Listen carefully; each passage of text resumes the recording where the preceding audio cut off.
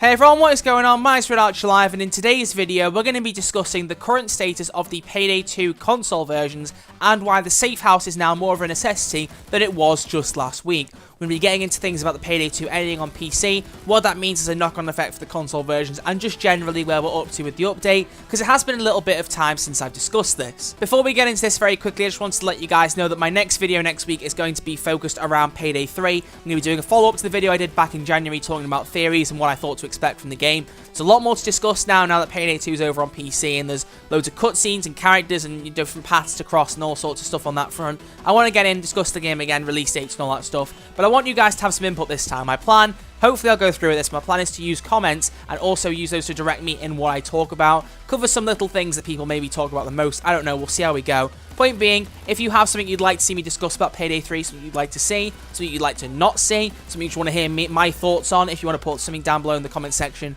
please do. Leave a comment, let me know what you want me to discuss, and what you say may well get featured in the video. So good luck with that, and hopefully your comment might get featured. But let's move on and talk about where the console versions are up to. As always, for those of you who are new to this channel and don't know what we do here, basically every week or every time there's new information to discuss, basically, I will get in and discuss where the console versions of Payday 2 are up to in terms of development progress, updates, DLC, paid and free, all that good stuff, getting into the information, what we know, and getting discussing it with you guys down in the comments after that.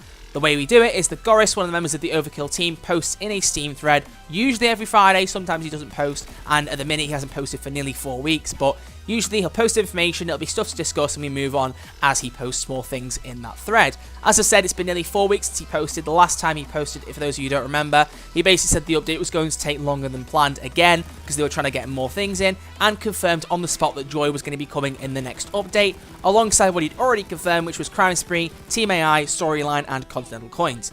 Right, now that everyone's up to speed, let's get into what we're going to be talking about today. Now, because Goris hasn't actually posted anything recently, there is nothing really to go off in terms of what we can expect in the next update. I've done plenty of prediction videos in the past. You can see videos down in the description for my predictions for the next update, for the latest news that we've got going on, so you can feel free to go and check those videos out if you want. There'll also be cards in the end screen if that interests you.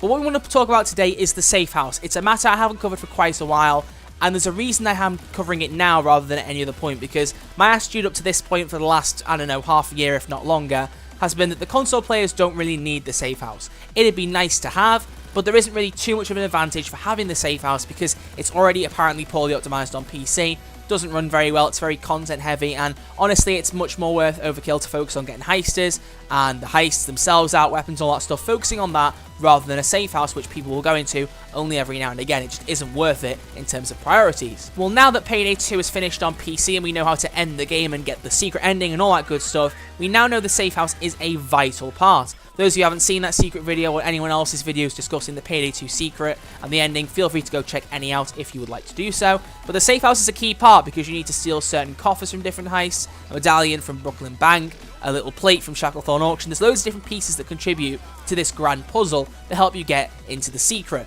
And all of those parts are assembled inside the Safehouse.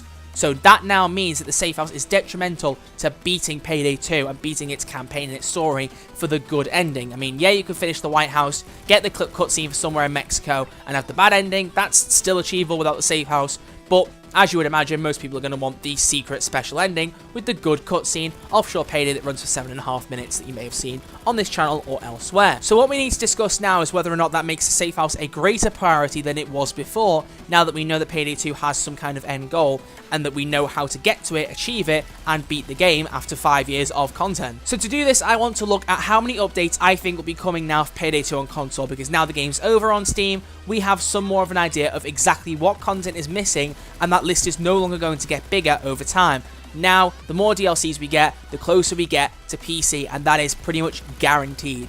I doubt they're going to add anything else now in 2019. They are supporting the game next year for PC, but I think it'll mainly be bug fixes, optimizations, things like that that just need addressing every now and again. Maybe they might add the little feature in here and there, we'll just see. I really genuinely don't know, but in terms of heisters, I think those days are gone now for Payday 2. I think everything that's going to come out has come out now. There's just no need to add anything else on that front because the story's over, the characters have all gone their own ways, there's no way they would assemble for another heist. So getting back on track, that means we have a fixed number of heists, heisters, weapons, all that stuff to be added to the game, so we can have a better idea now of how many updates it will take to bring us up to speed. And for those of you who haven't been following the channel for a while, my current prediction, to basically sum it up very easily without going into the other video, if you want to do so, please feel free to go click on that.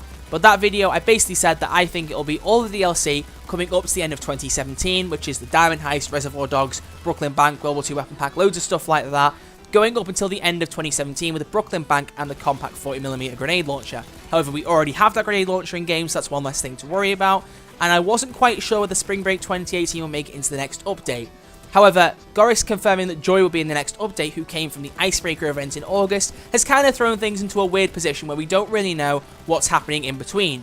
Because there were lots of small things added with Spring Break, such as all the different materials, textures and colours added for masks, the 30 akimbo weapons that you could pick, including akimbo Bronco revolvers and akimbo Judge shotguns. There are smaller features, and I personally believe that those features could also get lumped in.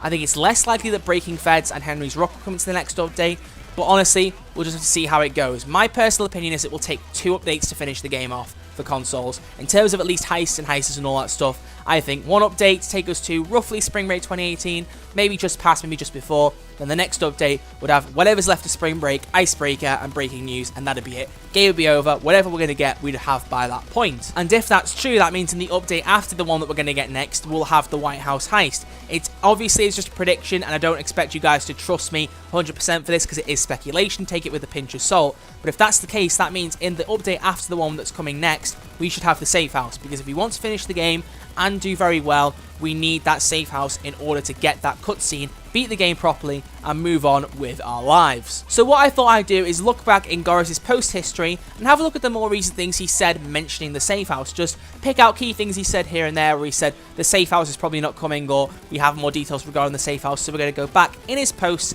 have a look at what he said, and give us a better idea. So the most recent post that mentions the Safehouse came from the 3rd of August. I'm going to read out the entirety of the post to get all the context around it, and then talk about it after that. The post read, "Hi Heisters, after a short holiday break we are back and we have an update for you. As mentioned before, we had to split the last update into 2 parts after seeing how one section of the update was causing more delays while another part was ready to release. So just pause there, he's talking about the first part of the update which was released back in July with the Alaskan deal and a few other things. But back into the post. Now we are getting closer to finishing the first iteration of the unfinished section, and although it is subject to change after we start testing, we want to share bits of what we have been working on.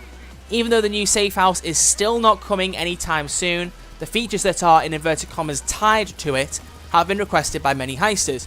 For that reason, we have been working on adjusting the systems to make Crime Spree, Team AI management, storyline, continental coins, and some other minor features usable, whilst ignoring the new Safehouse for now. All those features will add to the replayability, and we hope we can release all of them in one go without any delays and as complete as possible. Other than that, we will start looking into the issues introduced to the last update that affect some players. We apologise for the trouble. As always, thank you for your feedback, and we will update you when there is something more worth sharing. So as you can see from that post, that was the post where he revealed that Crime Spree, Team AI, Continental Coins and Storyline were all going to be in the next update, provided there were no issues. And judging from the way he worded the Safehouse alongside that, it's safe to say the Safehouse won't be in the next update, which was pretty much gathered already. We knew it wasn't going to happen because it had already been delayed a lot. So that means the earliest we can see this Safehouse is going into the next update after the one we're expecting, which will be 2019. And the only other post in the Steam thread that's worth discussing with regards to the Safehouse came from the 19th of April. I'll also read that post out, and then there's also a reply to take note of as well. The post first read, "Hi Heisters, a small update on how development goes. After some investigation, we know that 1, the new Safehouse, 2 safes, and 3 skins will not be coming anytime soon. We've been working on the rest of the remaining features and content, trying to get everything else, and maybe even add a couple of new things." This post then got a reply by someone of the username Rod Von Long. I mentioned this in the video at the time, so I won't go into too much details. The thing to pick out is in Goris' reply to Rod, he said, "No matter if we add something new or not, the Safehouse will not be coming soon. We did not make a choice between A, Safehouse, and B, something else. I hope that's more clear now. We know that the new Safehouse serves a purpose, and it is a feature players would like to spend time on. Ironic now, considering it's even more of a heavy feature. We are investigating alternatives to that and hope that even without the Safehouse there is enough content to allow you to get ready for the next update, which we think will keep you busy for a while." Now looking at that, it's a very interesting thing that he said they're looking at alternatives to the Safehouse. It's a very strange thing because that possibly suggests they may maybe try and do an upgraded version of the old Safehouse, perhaps. It would make sense if in some way they could actually add, for instance, the piano you need for the puzzle, and also add all the coffers, the medallion and everything, but put it into the old Safehouse. If they did that, that would also be a very feasible way of completing the secret.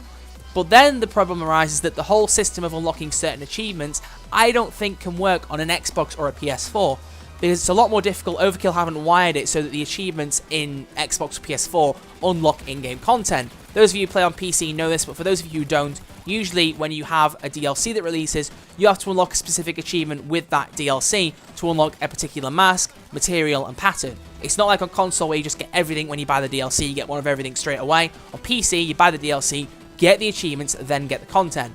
So having a knock-on effect from that, having it set up in game so you have to do a certain number of achievements that are unlocked externally through Xbox or through PS4, I don't think there's that much of a connection. So even if they put everything in the old Safehouse, will the achievements part of the Easter egg work?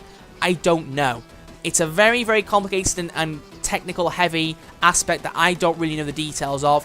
All I will say is that if they can find an alternative and they can put the stuff into the old Safehouse, that's good enough for me. I want an upgradable Safehouse, it would be nice, but I'm not going to lose sleep if we don't get it. All that matters to me now is making sure that when the final update does come for consoles on Payday 2, we are able to get that secret ending. And sure, PC players might not like it if we get it a bit easier than them, but to be honest, they get early access by goodness knows how many months by the time it comes out, so that in itself is a win for them, and hopefully, whatever happens, we'll see what goes on going forward. But that sums up all the details regarding the Safehouse and in turn what we were going to be talking about today. The Payday 2 ending has brought out a very interesting situation for consoles, because now, not only do we need heisters, heists, weapons and all that stuff, we now need to make sure that we get the same ending PC players have got. Until we get more information from Goris, I really don't know. I will put something in the Steam group asking him eventually once he posts next. I'll wait for him to put something else in the Steam thread and then ask him about the ending, if I can remember. But we'll just have to see what happens, and the next time Goris posts in that thread with some console news, you can bet I'll make a video on it and get it out as soon as possible. Other than that, thank you all very much for watching this video. As always, it's very much appreciated. If you have enjoyed, please do consider giving it a thumbs up. It's always very much appreciated. And as I said earlier, if you have any ideas, suggestions, or topic areas for the Payday 3 video I'm going to be uploading very soon, leave a comment down below, let me know, and your comment may well get featured in that video. I've also done a separate video thanking everyone for 5k subscribers. I think it probably went up before this video, but I genuinely don't know because I haven't planned it too well, which is just my mistake. But just as a little side note, thank you again for 5,000 subscribers, for everyone who's subscribed recently and has been here for a very long time as well. Thank you. I cannot thank you enough. Keep spreading the channel around, keep getting it out there. Let's keep building it up, and who knows where it can go from here. Other than that, thank you all very much for watching. As always, I will see you all in the next video. Have a good day, guys. I'll see you soon. Take it easy.